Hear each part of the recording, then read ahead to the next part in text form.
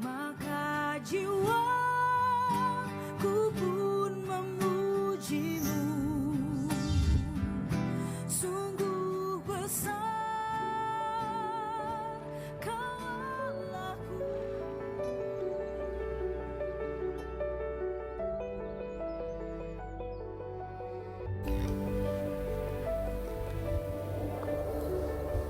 Salam Bapak dan Ibu yang kasih dalam Yesus Kristus. Kita kembali bertemu lagi dengan saya Pendeta Ulas Tuang STA MPSI dalam renungan harian Jumat 29 Juli. Terlebih dahulu mari kita mempersiapkan hati dan pikiran kita berdoa. Damai sejahtera Allah yang melampaui segala akal dan pikiran saudara-saudara di dalam Kristus Yesus Tuhan kita. Amin. Marilah kita mendengarkan firman Tuhan. Renungan hari ini diambil dari Yohanes pasal 10 ayat 10. Pencuri datang hanya untuk mencuri dan membunuh dan membinasakan. Aku datang supaya mereka mempunyai hidup dan mempunyainya dalam segala kelimpahannya. Mari kita Bapak dan Ibu yang kasih dalam Yesus Kristus, terlebih dahulu meneliti teks kita hari ini. Ada dua subjek yang dibandingkan di sini, yaitu pencuri dan Yesus. Siapa yang Yesus maksud dengan pencuri di sini? Banyak orang berpikir yang layak berdiri sebagai rivalnya Yesus di sini adalah si setan. Tetapi apakah benar bahwa yang Yesus maksudkan dengan pencuri di sini adalah setan? Sebelum kita menjawabnya, mari kita melihat konteksnya. Pertama, Bapak dan Ibu, seluruh pengajaran tentang gembala yang baik merupakan tanggapan langsung terhadap perlakuan buruk orang Farisi terhadap orang buta yang Yesus sembuhkan. Tidak ada jeda antara Yohanes 9 dan Yohanes 10.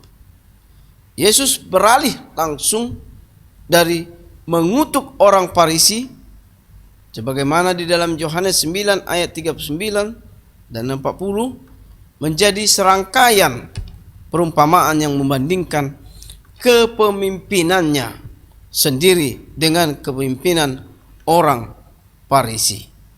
Yang kedua, ada 3 perumpamaan yang diberikan Yesus dan 2 di antaranya memberikan kontras antara Yesus dan para pemimpin yang gagal. Kemungkinan besar ketiga perumpamaan ini sedang membicarakan kontras yang sama. Pertama, pencuri yang tidak masuk melalui pintu. Kedua, pencuri yang membinasakan, dan Yesus sang gembala, domba yang menghidupkan. Ketiga, orang-orang upahan yang meninggalkan domba-dombanya pada saat tanda bahaya. Jadi ketiga dalam perumpamaan ini Bapak dan Ibu hanya satu paragraf yang pendek. Maka jadi konteks keseluruhan sangat memperjelas bahwa pencuri merujuk pada orang pemimpin Israel yang gagal. Orang Farisi dan pemimpin umat yang lain adalah pencuri dan perampok.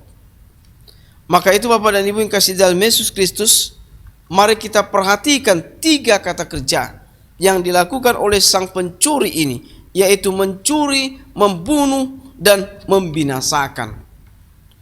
Apa maksud dari ketiga kata kerja ini?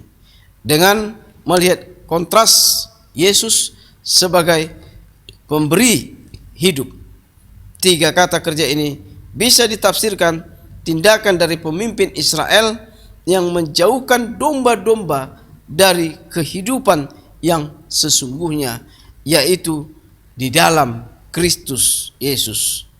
Mereka dibiarkan sesat dan terhilang karena mereka tidak dipimpin datang kepada Yesus. Tindakan ini kejam karena mereka telah menjauhkan domba-dombanya dengan Sang Penyelamat yang sesungguhnya. Maka itu Bapak dan Ibu yang dikasihi dalam Yesus Kristus, apa yang dimaksud dengan memberi hidup bagi domba-dombanya, tentu yang dimaksudkan bukan hidup secara harfiah, karena firman ini datang kepada orang yang jasmani, orang-orang yang hidup untuk apa diberikan hidup secara jasmani lagi. Kehidupannya maksud adalah hidup secara spiritual. Bapak Ibu yang kasih dalam Yesus Kristus, domba yang telah diselamatkan oleh Yesus tidak dapat dibinasakan oleh si jahat. Di dalam keselamatannya, domba-dombanya akan aman. Amin. Kita berdoa. Allah Bapa kami yang bertata di kerajaan sorga, kami sangat bersyukur ya Tuhan, Kau mengajari kami dalam firman-Mu ya Tuhan, supaya kami jangan menjadi seorang pencuri seperti orang-orang Farisi, pemimpin-pemimpin yang jahat yang Tuhan, yang mencuri hak dan kehidupan rohani seseorang.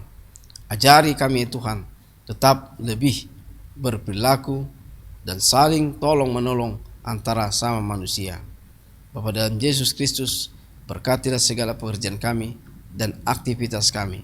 Biarlah firman-Mu ya Tuhan yang kami perdengarkan dapat membaharui kehidupan kami dalam setiap langkah kami Tuhan, dalam setiap pekerjaan dan aktivitas kami Tuhan, seturut dengan kehendak-Mu.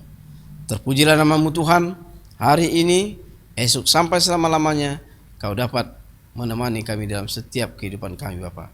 Ampuni segala dosa kami yang kami sengaja maupun kami sengaja, dalam Yesus Kristus kami berdoa dan mengucap syukur kepadamu.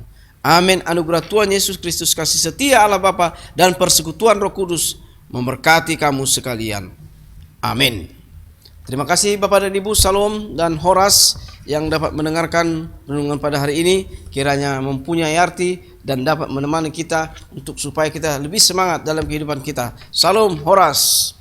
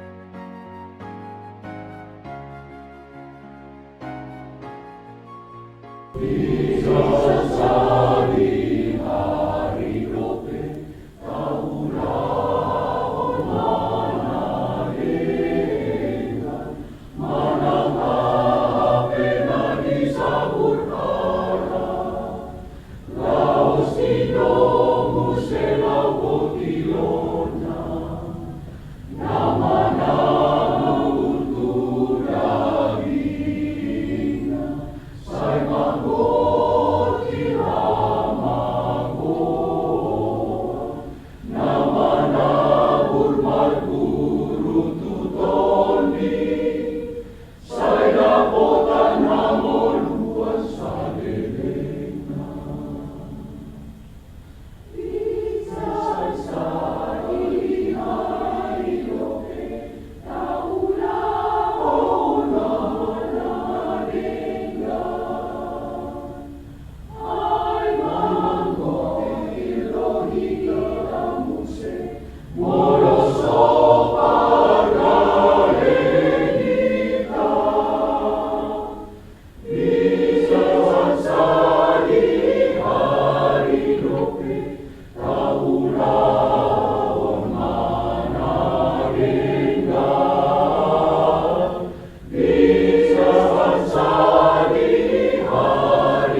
Tope